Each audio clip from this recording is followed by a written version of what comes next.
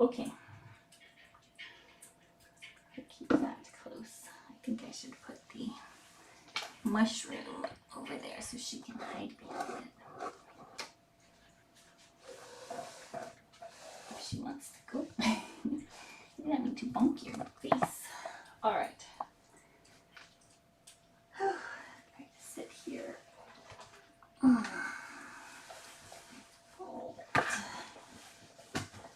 Come back, Mama. I have something for you. Look. Oh, she's leaving. Alright then. Well, it's fine.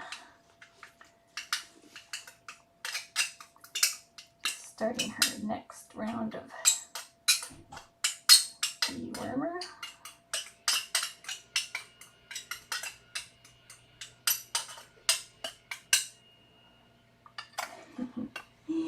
Kittens, I need to stand up for 1 minute. Hello.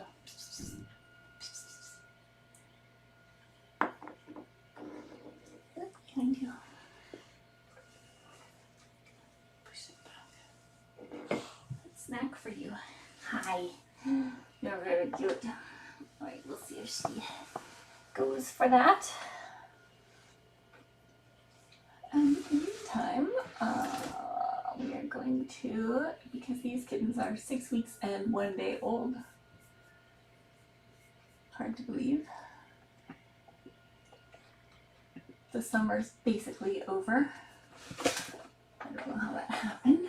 I just don't know. Archie's ready.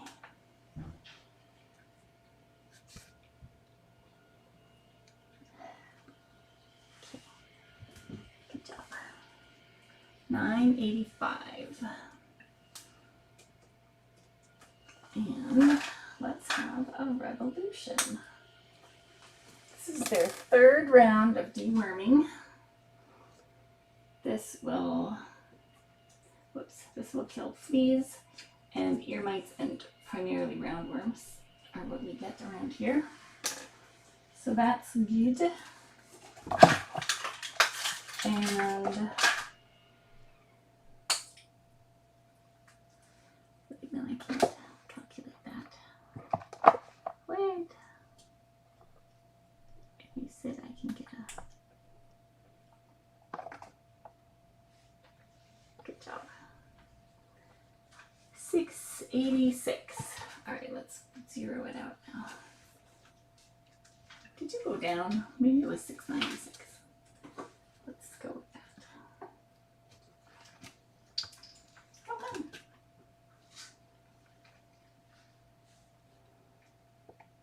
So we deworm them every 2 weeks, starting at 2 weeks old, with a variety of products, because different products are effective with different kinds of parasites.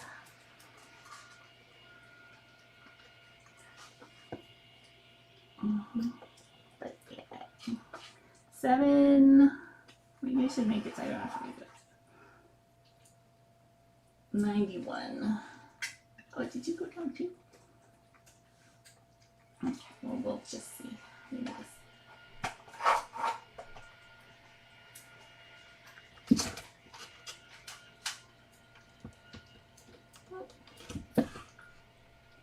I don't know. It's hard to tell when they start moving around, so I'm not worried about anyone's weights.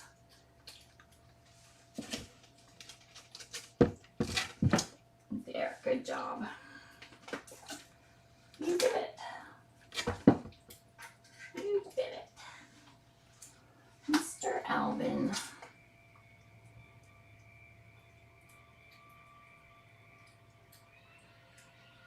$7.57. Again, not really worried about weights at this point.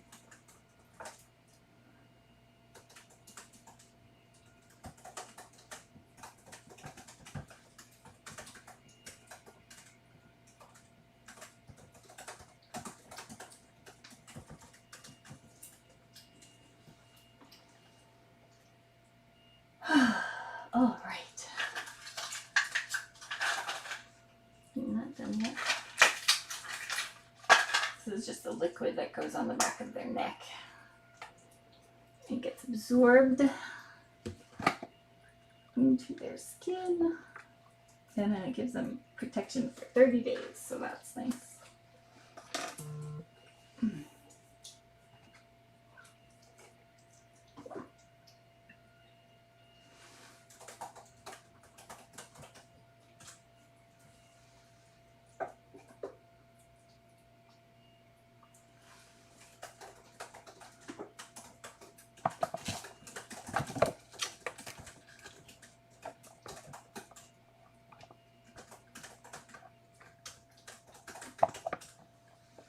Okay. Good job. You did it. Apple. Perfect. 728 is what we're gonna go with.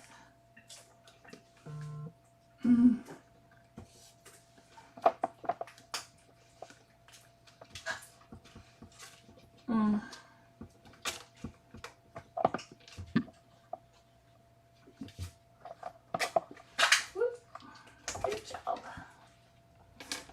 Good job.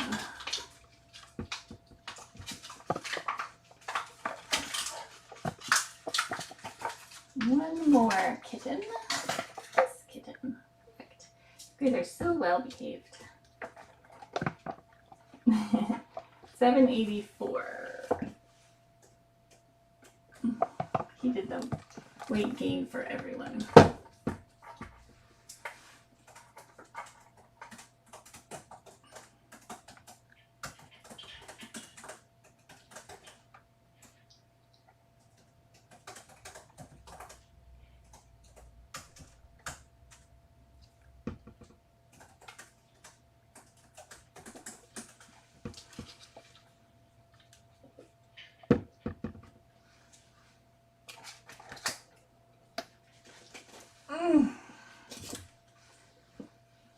Hi. You're the only one. Only one left. Good job. You did it. You're all done. All right. Yay. Good work. Good work. And soon it will be field trip time. Oh, Archie now weighs 1,000 grams. Where's my camera? I need to take a picture.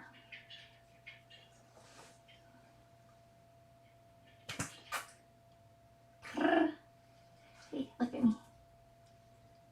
Look at me. Look at over here. Oh, you have to not move. Good job.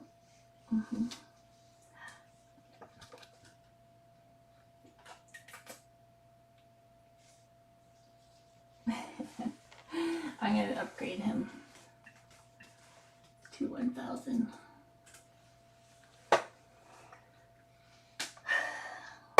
Congratulations, officially neuter weight, 6 weeks, 1 day old.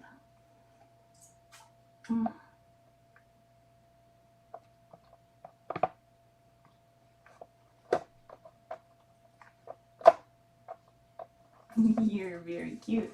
Who's excited to go on a field trip?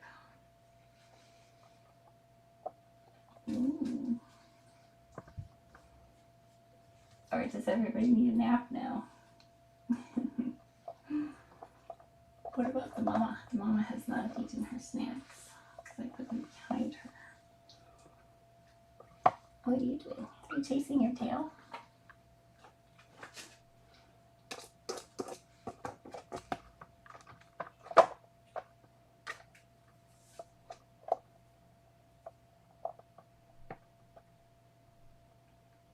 You're so cute.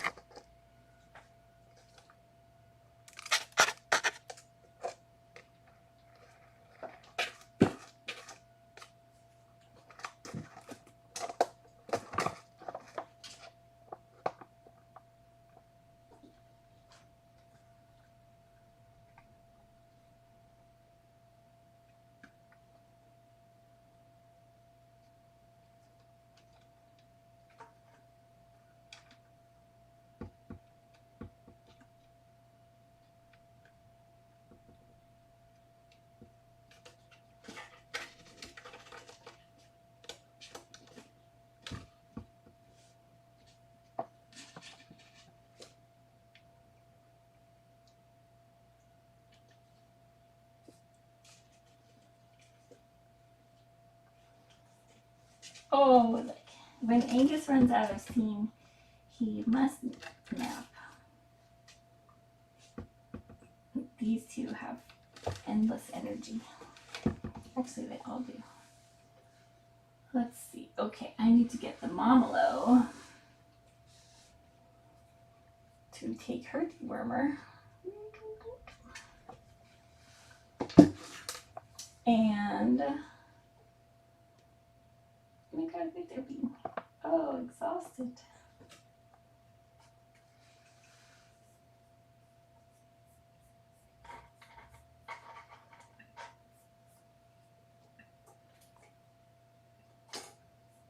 I know everyone wants a live stream field trip, and I'm trying to figure out how to make that happen, but I don't have any cameras available at the moment because we have too many cats and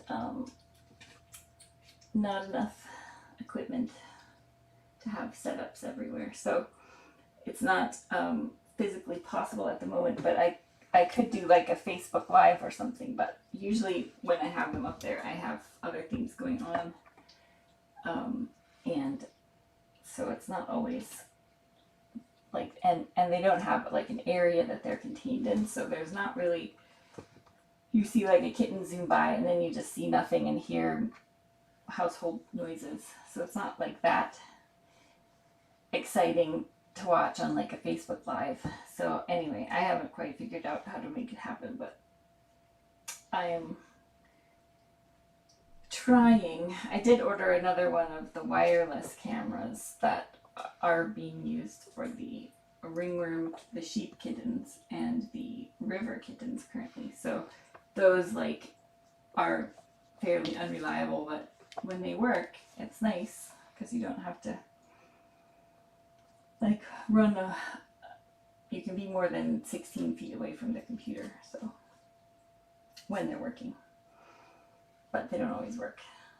So anyway, I don't know, it's one of those things that I would like to figure out.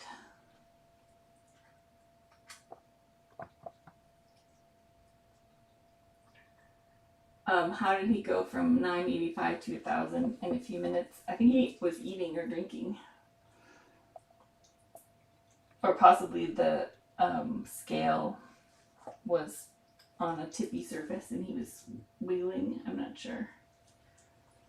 But I think he was probably eating and drinking. I don't remember what happened during that space, but I saw him get back into the scale when it was properly zeroed and it was 1,000. Whereas the first time I weighed him, I just turned it on when he was in it, so it zeroed out. But it could have zeroed out like while he was still getting settled, and then therefore been the wrong weight. It's hard to get it exact.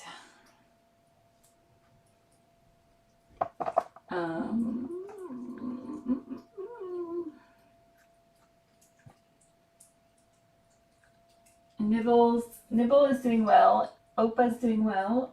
They're showing on the other live stream or on VIP intermittently. There's just so many cats. It's unfortunate because I know people want to follow like one group per live stream, and that's what I want to, but we just have too many cats, and especially too many that need homes, like Clammy and Butley, and so and the sheep kittens, and so I'm trying to switch like 3 or 4 different groups. I'm trying to leave this one mostly consistent unless something extremely cute is happening, and then just switch the other one constantly, but then nobody really watches the other one because it's not like they come in and they're like, what's happening? Who's this? Anyway, it's not like an ideal situation right now. Plus, applications have really dried up because our lockdown orders are starting to ease, and people are being vaccinated. Our numbers of vaccinated have gone, I think we're over 80% having at least one vaccine. And I think as of a few days ago, we were over 50% having 2 vaccines. So things are really getting back rolling again. So everyone's going on vacation. nobody's adopting kittens or especially special needs cats. So we're kind of in a holding pattern.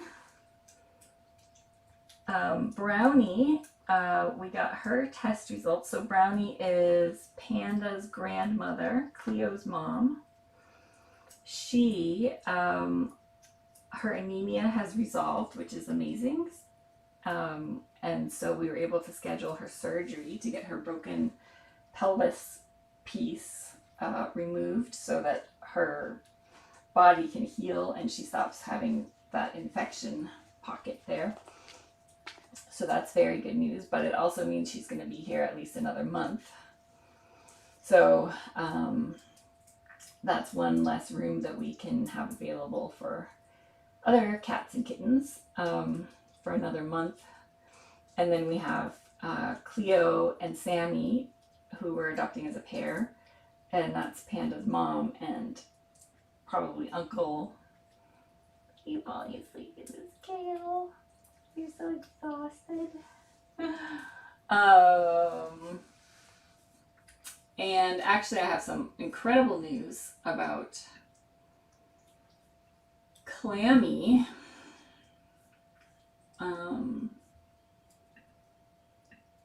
Let me just make sure that I think I need to.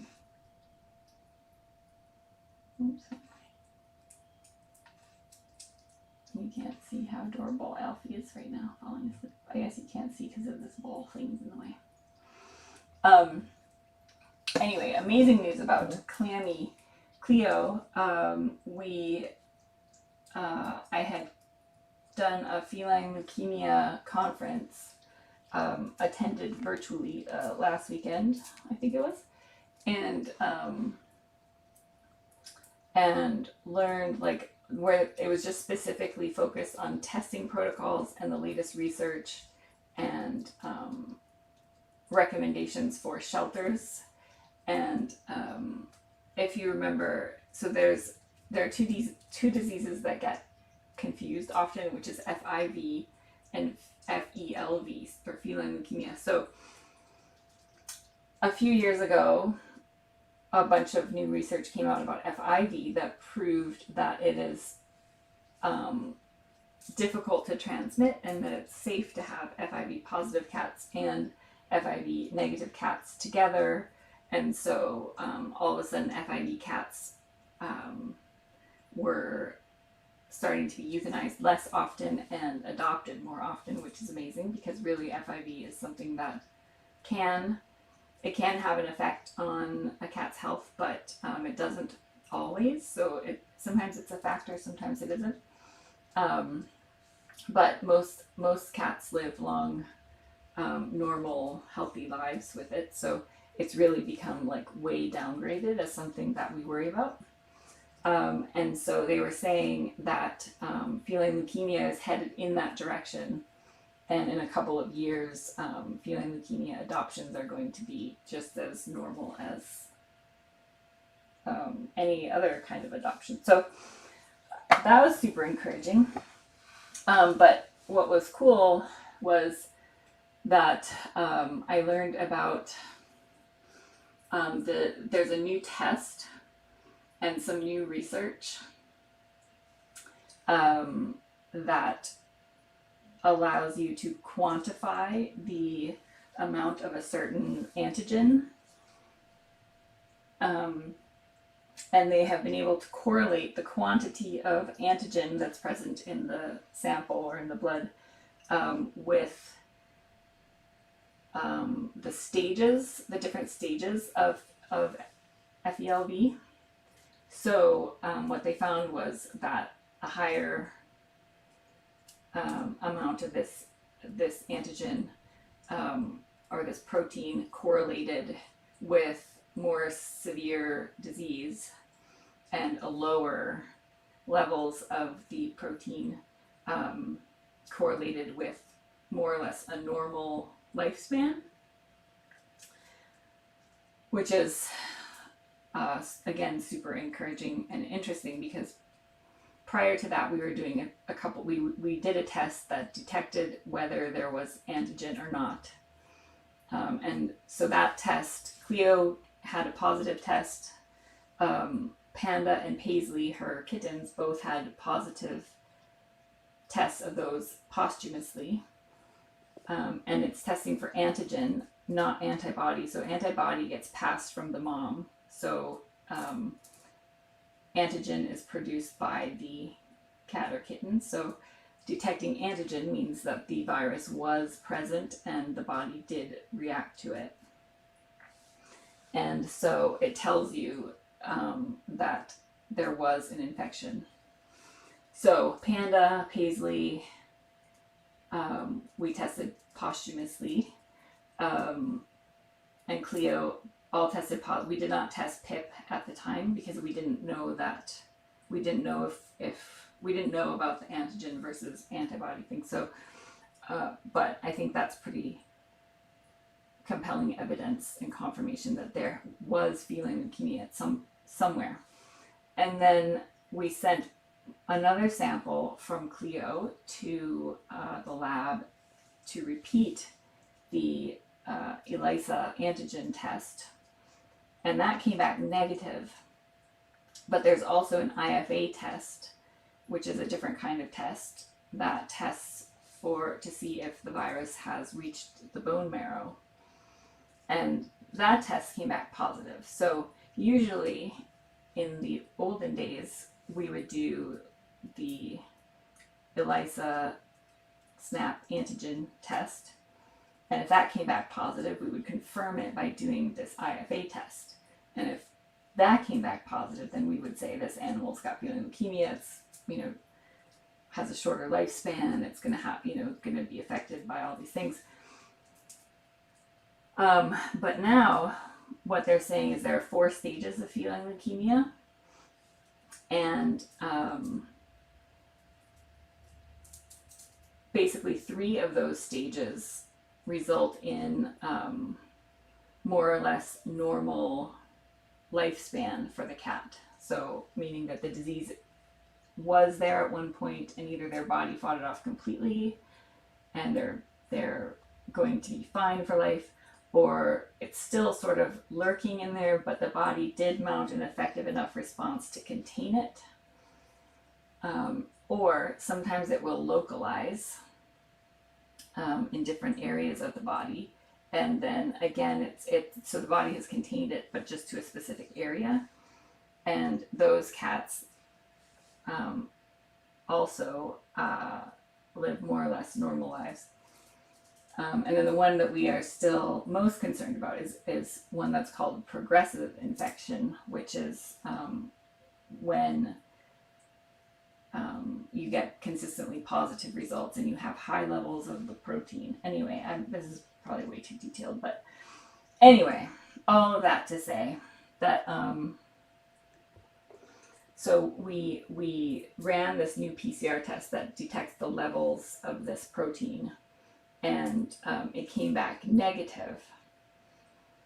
So we've had a positive antigen test, we've had a negative antigen test, we've had a positive IFA test, which is the bone marrow one, and now we've had a negative PCR test. And so that puts us in one of 2 categories, 2 stages of the feline leukemia, kind of the middle 2, which are called regressive or focal. And both of those stages are considered more or less normal lifespan and kind of minimal effects of the disease and a much lower risk of being contagious. So anyway, the point is, the reason that we're so excited is that I didn't even know it was possible to do this staging, and or that this test was available, and but what it means is that we don't have to find an adopter who's like prepared to possibly lose her, within a couple of years. That is still of course, a possibility, but it's much less likely. It's much more likely that she'll live just a long, normal life, and she'll be healthy and happy. And so I think it really widens the pool of potential adopters for her. So now I have to figure out how to condense that into like a snappy adoption post. So wish me luck. But anyway, at the end of the day, what it means is, and that's kind of what I was hoping, because Cleo has been so just normal and healthy, and like you would never think that this cat had anything going on with her, because she just seems so healthy. And so, I imagine, and this is something that I'm actually going to follow up with one of the speakers at the conference, that something incredibly stressful on her body, like the pregnancy she went through and the horrible birth and all of the emotional and physical stress of that, would seem very likely to trigger the infection to come out. And then as she recovered from that and became happy and her stress level went down, then her body was able to once again contain it. So that's what I think is happening. And I think that's like super encouraging. So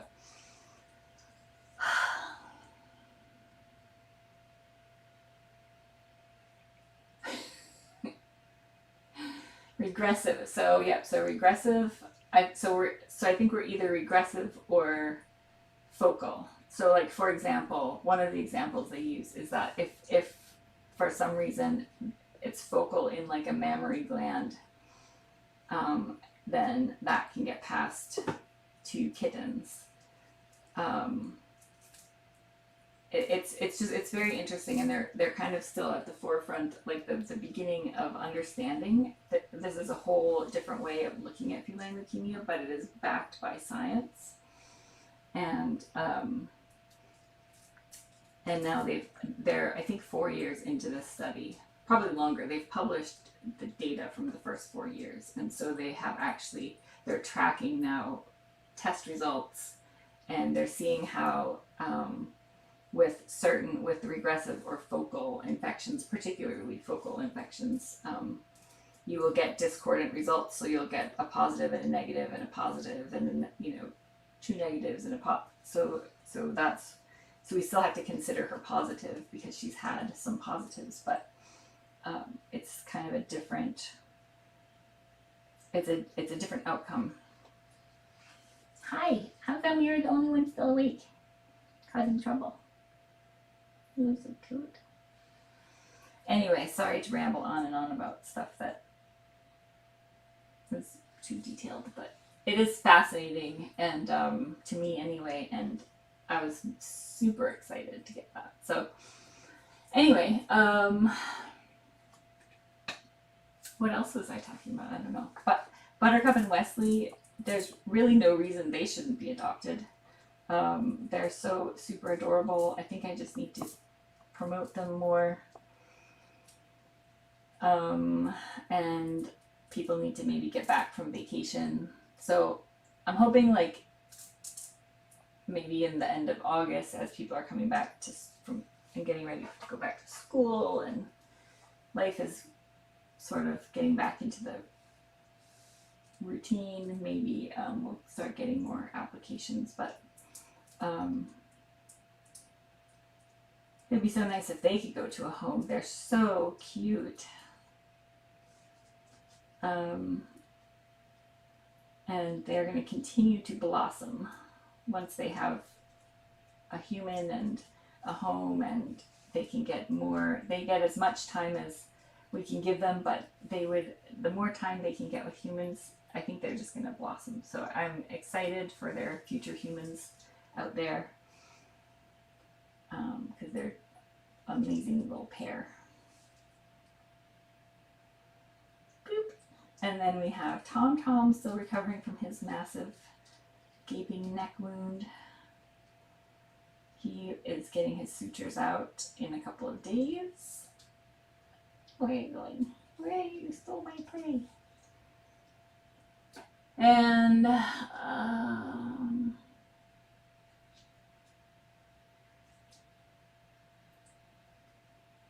Momolo just ate her dewormer. I'm giving her a different one. She's been dewormed many, many times now, but I'm gonna give her a different one. I did talk to Dr. Ferguson yesterday about that little snort thing she does when she's stressed. When I first come in and she gets nervous, and she kind of snorts. And so she said it's okay to wait till her spay and dental, and they'll do some x-rays, and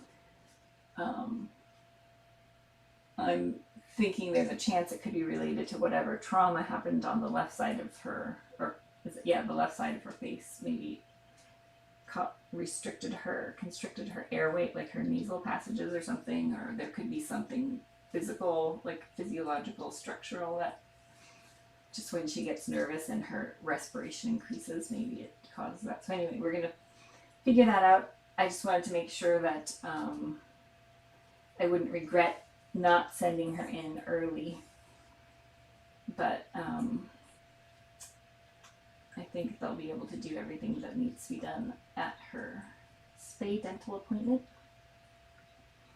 And I did just briefly see the report about Ron Swanson's granulomas.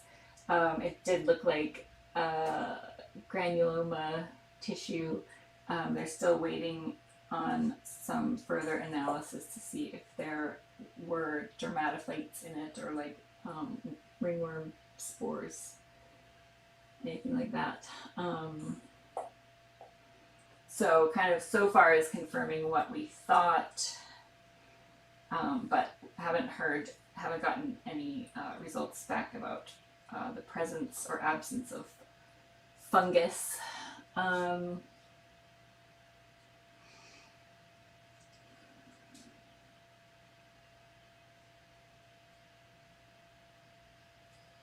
I apologize, Island Gardener. What a horrible luck you had to be on CC when I came in this morning.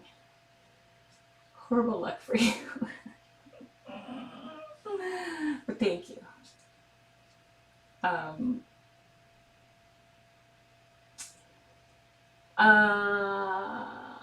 I would love for Dr. F to come. I think Dr. F would love to be able to come out more frequently.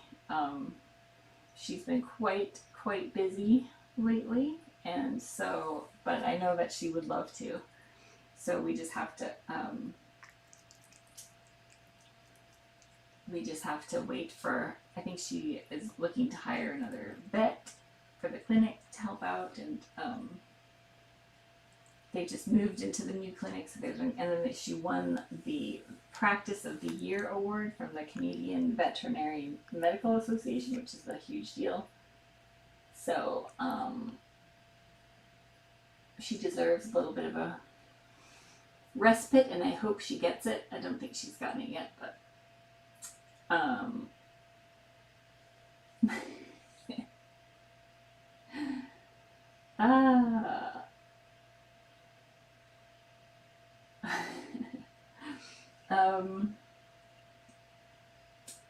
I should have brought like a bottle of water so I could hydrate during this extensive ramble. I was going to teach you all for field trips, and now you're exhausted. I saw a question about why Archie is so much more gigantic than the others. It's probably genetics. But it could be just his extreme prowess at the milk bar. Or a combination. You're sleepy. I was thinking Gingerbread Man fits the profile of being father. He could have been the father to all of these, or some of these. I don't know where they both would have to have a recessive dilute gene to get these two, but he was ginger and white with the classic pattern. And with her having the classic pattern, that's how they all ended up with the classic tabby pattern. But she would have, baby daddy for these two definitely had to be ginger. And these guys got their color from mom. So their color, technically the color of all four of these is black. These two are dilute black. This one has a tabby pattern on top of his black. And this one is tuxedo.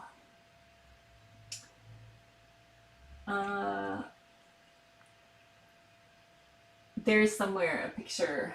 I don't think it's a very good picture. Oh, and I don't think I told you. So Gingerbread Man, we, instead of returning him, we sent him to live at Meow Meow's barn. If you remember, Meow Meow came in and was quite sick, and ended up, there was nothing we could do for him except ease his transition across the bridge. But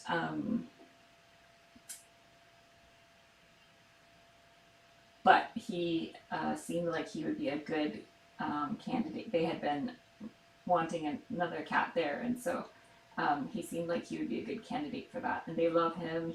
They were willing to do the 4 weeks, kind of in an enclosed space. They had like a nice tap room to get him used to the property so that he would stay there, and he's doing great. So that's very nice. And the humans, we love the humans there, so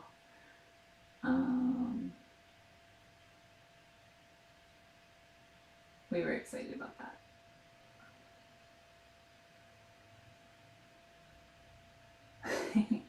I don't know why tuxedo cats. Well, okay, this is what I think I know about white. Why is the white always on the bottom and the dark on the top? So what I have read, and I don't remember where, was that that's a camouflage tactic, because predators from the top, like from the air or from above, will see dark, and as like here, they don't stand out as much. And then from below, you want something light. So not like these guys have a lot of predators underneath them looking up, but from below they are more camouflaged with like a bright sky. That's what I read somewhere a long time ago, which made sense to me.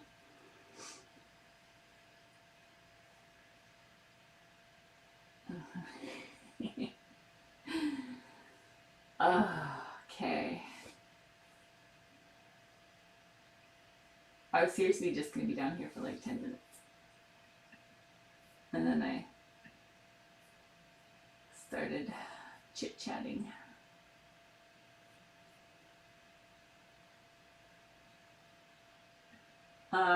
We are not changing our adoption protocols just yet. So we're still doing sort of contactless adoptions. Out of an abundance of caution.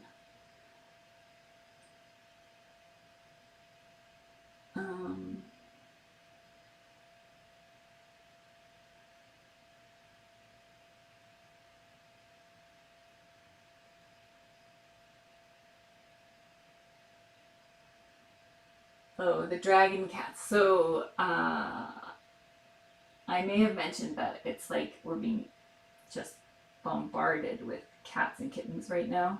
And between us and Anne and her group, and Vokra and Katie's Place and a couple of other rescues and people, we're all just sort of scrambling to get the kittens into places that are safe and then like figure out what to do with them. And so this is just a property where an older couple had found a 5 kittens, and they hadn't seen the mom, and so we went out and did like field intakes on them and made sure they were safe and enclosed and had proper food and deworming and all that stuff. And then someone from another rescue was able to take them. So we weren't quite sure what was going to happen to them. We don't have space here to keep anyone else,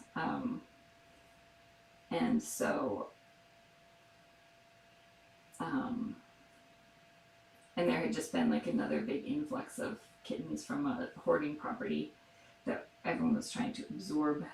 So anyway, we did intakes and put them in the system because we weren't sure if we were going to be bringing them in for a little while or what, but they have thankfully been able to go somewhere.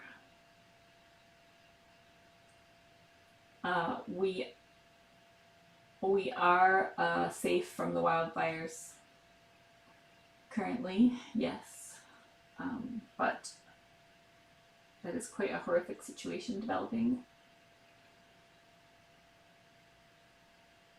I know they're exhausted. They haven't even tried to pile in my lap. Maybe they like this mom-colored blanket that they blend into. Look how cute they are. The teens are doing great. Bartlett came down and was sniffing the kittens, and then they got a little too impertinent, and so they got some paws of nope. I know I've lectured them all to sleep. I've bored them to sleep. Kiwi's from a very different area than Pomelo, although sometimes I do see some similarities. So anyway, I think that's all. The sheep kittens are now all spayed and neutered. We're just waiting on one more negative. We've had 3 negative ringworms PCRs spanning 2 weeks. So we do them once a week for 3 weeks. Because of this particular species of ringworm can have a slower incubation period, so we have to wait 3 weeks. So the final, hopefully, sample will go in on Monday, and then if those come back negative, they will be cleared to go home. I think one of the adoptions fell through, and so we do have 1 or 2 of the sheep kittens that are available and will be ready for homes like next week. So if you've been thinking about it, send your application at tinykittens.com/adopt. Alvin is invisible.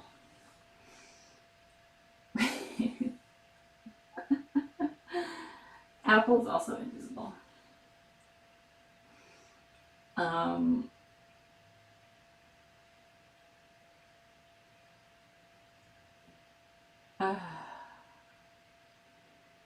Actually, Ava's a little bit invisible too. She's got pretty good camouflage with this blanket. And Nibble and Opa, we're just having an internal struggle amongst ourselves because we like them. We've like bonded with them, and we don't want to send them away, but we do. We do. The foster who took the first 3 didn't know that there were 5, and because they had wanted to wait. The coordinators had wanted to wait until everyone was vaccinated, and so when she found out there were 5, she was like, "Well, I want the other 2 too." So anyway, she's awesome, and we are still planning to send them there. Only because our applications have slowed down so much, and if we were to get some good applications for Nibble and Opa, then we wouldn't need to send them anywhere. But we're just, and I think we can probably get them across the border now, like to Washington, to the close by, like driving borders, I think August 9th, I think they're going to start allowing fully vaccinated people to cross the border. So I think that opens up some possibilities for us to get cats into homes outside of BC. Probably, I don't know that we could count on doing like really extensive trips, but I think it would be pretty safe to do. And we're all now at HQ fully vaccinated, so if you're just coming straight to HQ, there's very limited opportunity for exposure because we are all fully vaccinated. Although 3 of us are only a couple of days. We're only like 4 days into our 14 days after our second vaccination, so we're not quite technically. We need about 10 more days. But anyway, in about 10 days, we'll all be fully vaccinated. And so I think we could figure out how to get cats across the border. I do, yeah. So anyway, if you've been thinking about it but just haven't because of if you're in like Seattle or Washington or somewhere like that, I think we could make it work within a couple weeks, potentially, as long as the numbers don't change and the powers that be don't change the plans again. Well, let's see. I won't be able to tell till he gets out because I have to. Oh, so cute. That says $9.98. So I'd say that's probably close enough. I'm gonna go back in. You want to give us 2 more grams? That's within like, so now it's showing -2 + 2 + 7 -4 + 8 0. So it's, we'll see if it settles on a number. Not while he's wiggling though.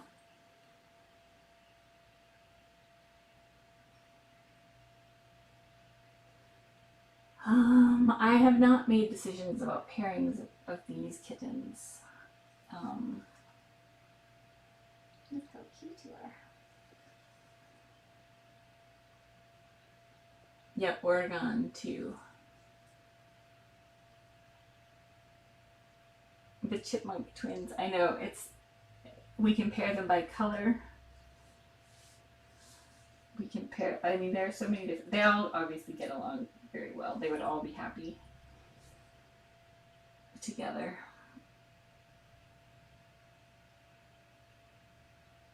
Sometimes we will go with a more confident kitten and a less confident kitten. Like, this is a very confident kitten. This is very confident. These 2 are pretty confident, and Alfie's probably needs the most reassurance. And Alvin's getting pretty confident too. They're doing well. Oh, you're so exhausted. Anyway, I should stop talking and let poor Island Gardner rest her fingers.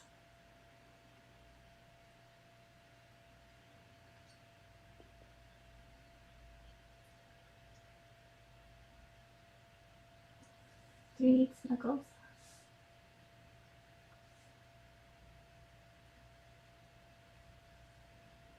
This is what he does when he gets tired. He comes and gets on a lap. It's very cute.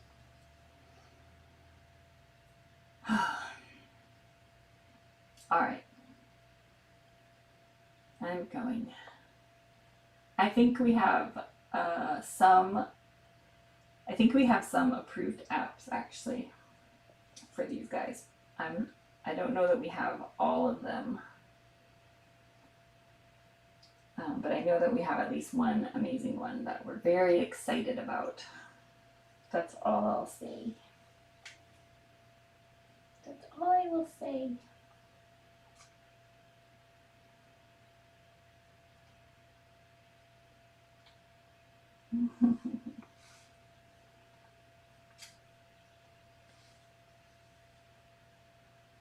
I know I will pet the Momolo on my way out. Angus is a lap kitten as soon as he runs out of energy. Actually, they all are. They all come to the lap when they get tired. Except for now, obviously. Oh, ferocious. Oh my. Oh.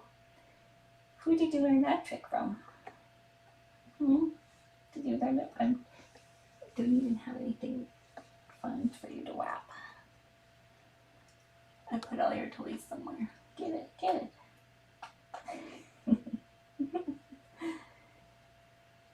Now you're going to wake Angus up and then you're going to regret it. Because he will get you. Here's all your toys.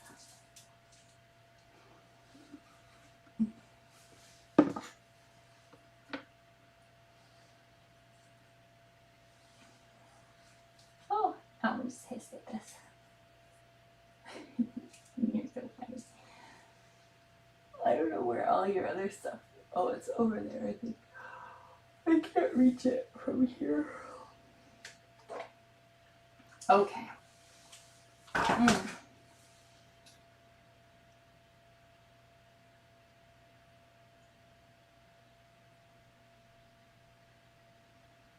The Momolo has made some very good progress in the last, just yesterday we made some really good progress.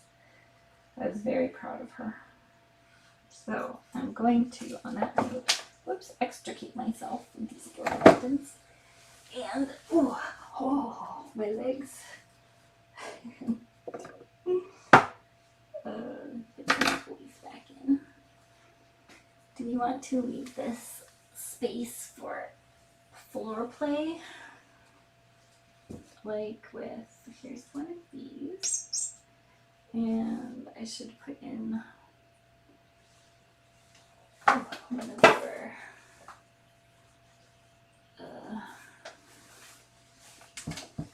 where did yours? Oh, there it is. It was right here the whole time.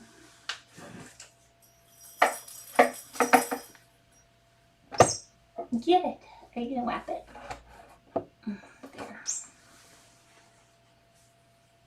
I feel like I had something fun for them and I don't remember what it was.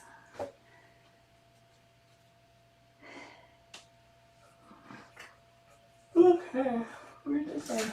There's my churu. The Momolo did all of her dewormer, such a good girl. Better remember to write that down. And let's see if I can do some quick petting.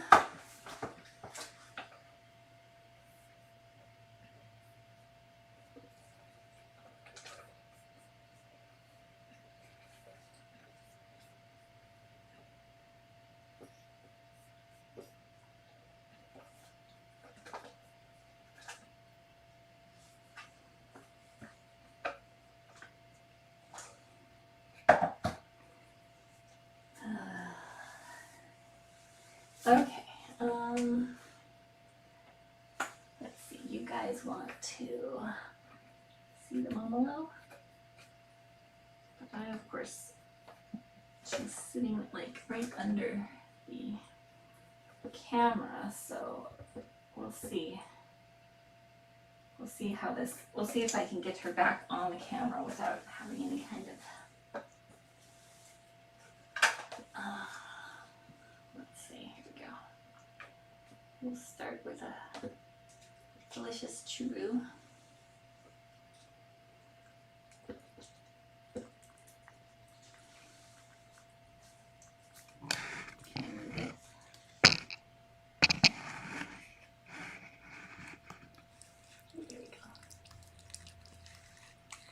Oh, you flipped some. Like you flipped it down there. See? There's still some. Okay, I'll put some more on. Oh, you look like you've got some milk bar happening there. Where are you going?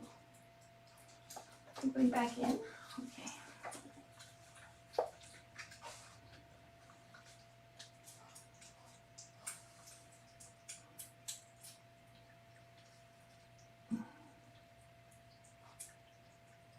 Will you come in if I sit down? Will you come in? How about if I just sit halfway in? If I move this door, I can sit more back. Are you gonna go back up?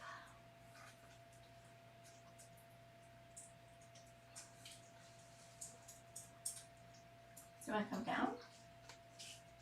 Like, come down. You can do it. Come get it. Oh, it's so delicious. Come on, come get it.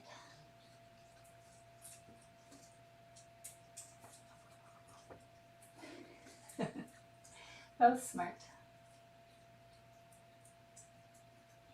Good job. Good job. Oh, we can do petting too. We can do petting.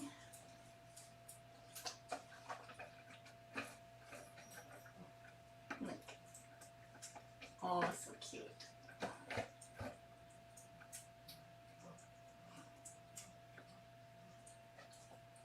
Oh, so nice. So nice.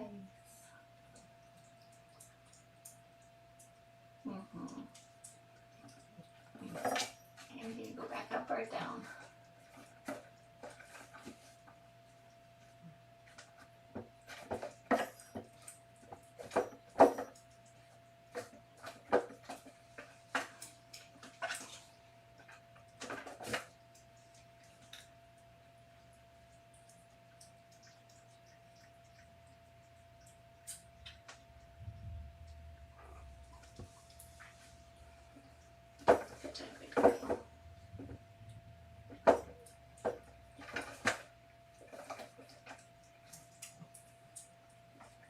Oh, that's good.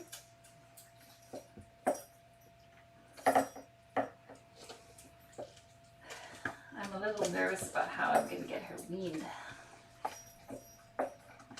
Because while she was very good about the weansie initially, I don't know that she's going to go for having it taken on and off her today.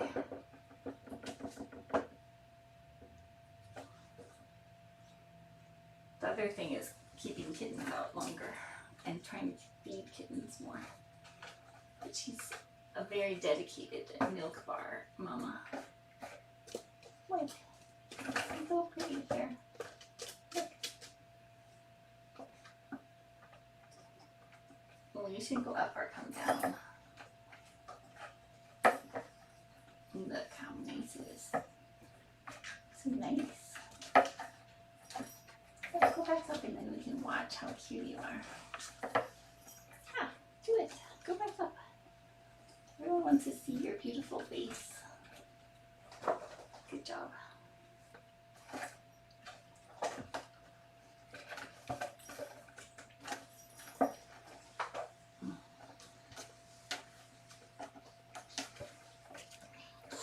Oh, that's very good. Okay.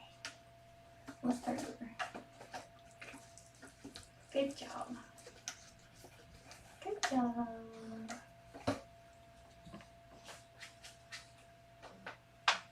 I'm going to stand in here.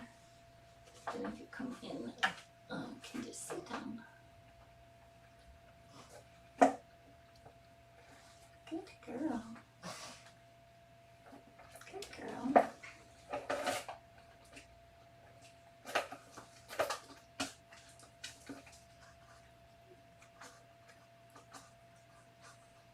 Good job.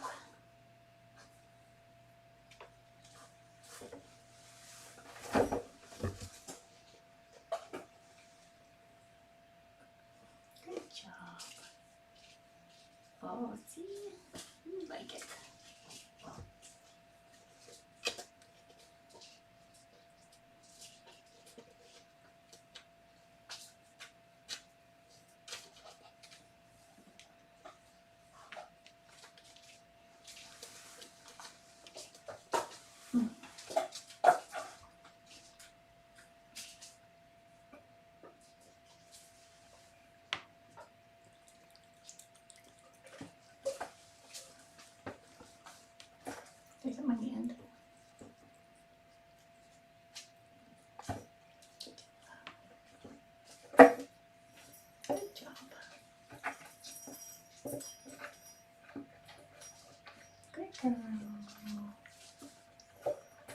Good girl.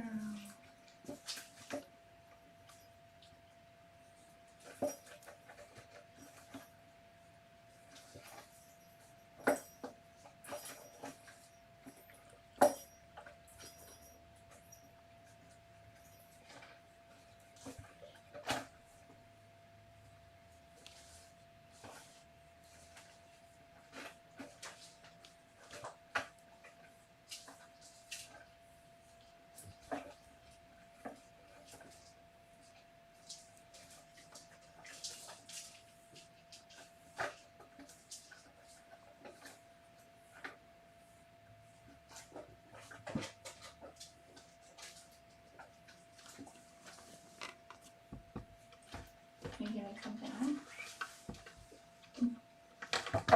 I just want to get there first so you can come down. You're so cute. Good job. You're doing so good.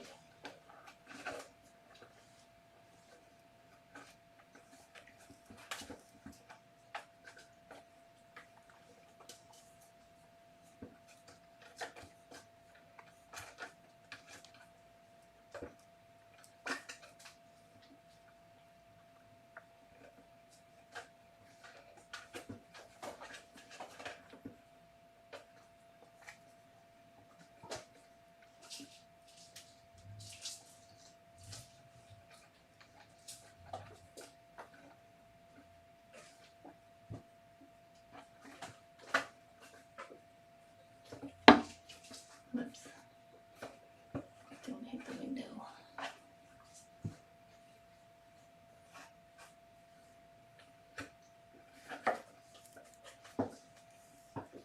Don't look at my hand like that. Don't do it. You're being so good.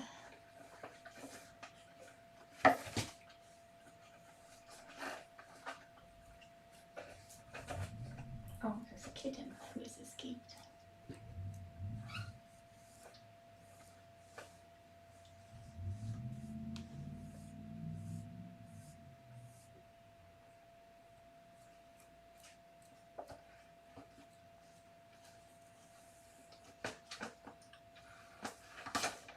Good girl.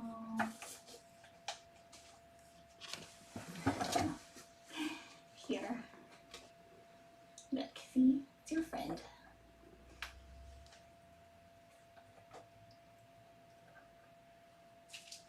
It's all about the hand. If I give you this with my hand, are you gonna punch it? Do you want this? There. See? The hand is the bringer of things that you like.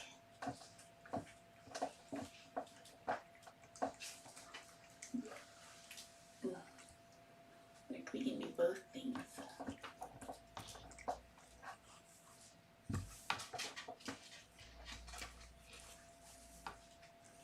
Two hands. Oh, so good.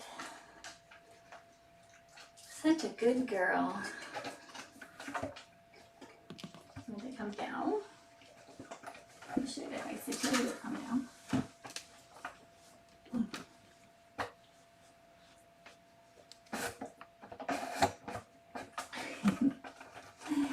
Kittens. I need to close this now. I'll put this back. Oh.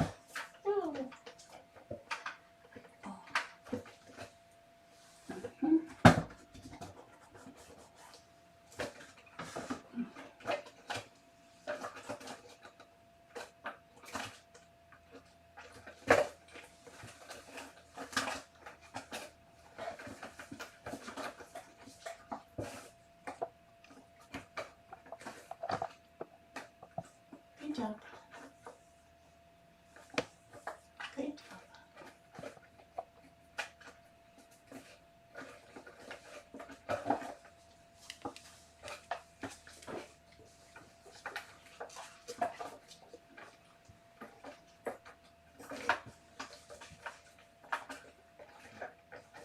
You're so pretty.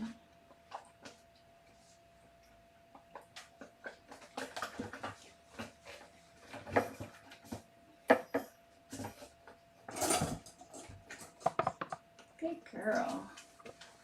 So relaxed.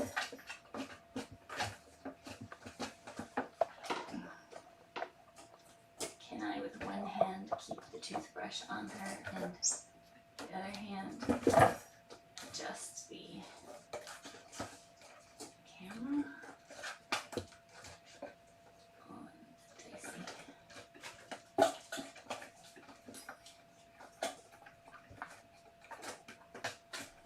Slightly better. Oh, look how beautiful. Oh, she's very relaxed right now.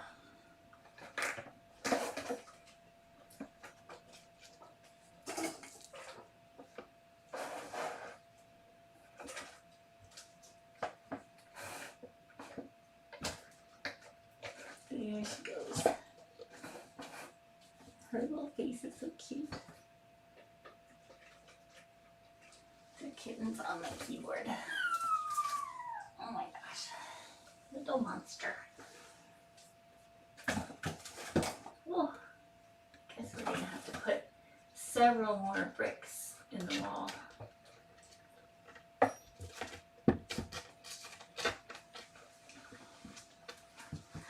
You are a little monkey. You're a little monkey. Oh, maybe I can move closer.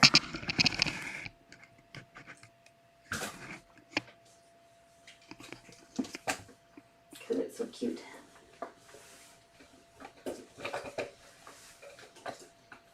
It's so cute when she lifts her chin up. She's very cute. We'll do it again.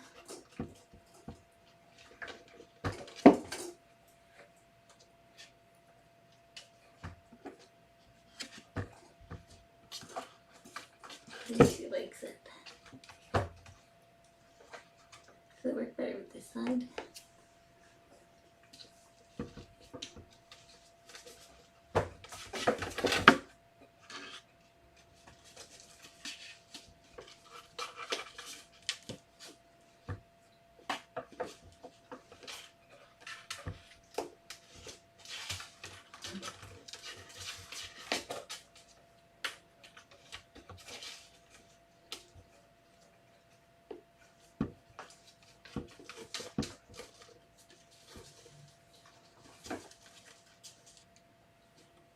So pretty. It's very conflicted.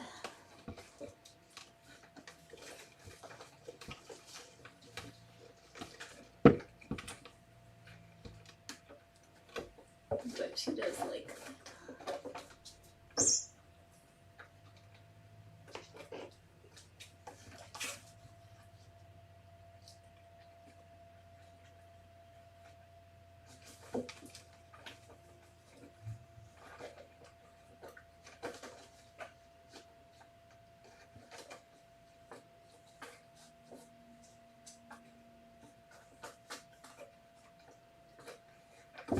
So cute. So cute. She is sensitive to the hand though. Visually the hand is a trigger. Makes her nervous, but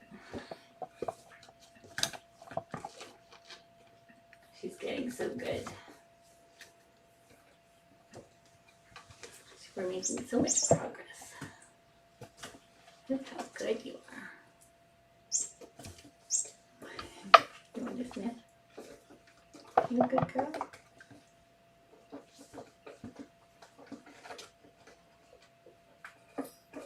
Alright, let's end with a treat.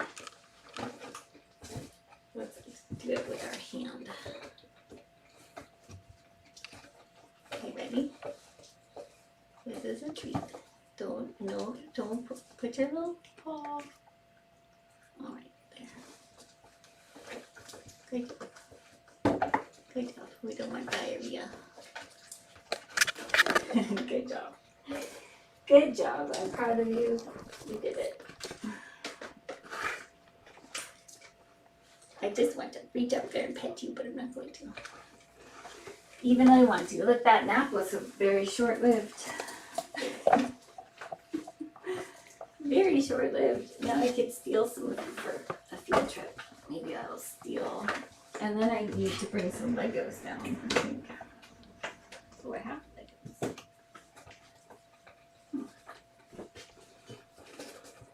I need this one. Oh, it's so cute, this one. And this one. And I'll take this one. Oh, someone else wants to go.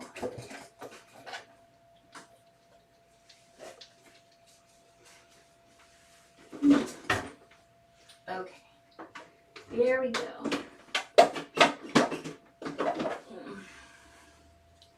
The mama will might want a fresh litter box.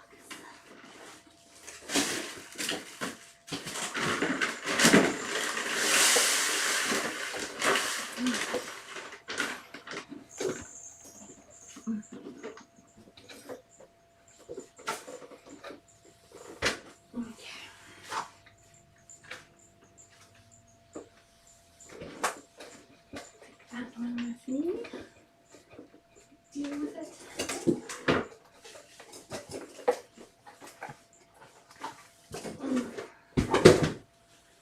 All right. Maybe some fresh water.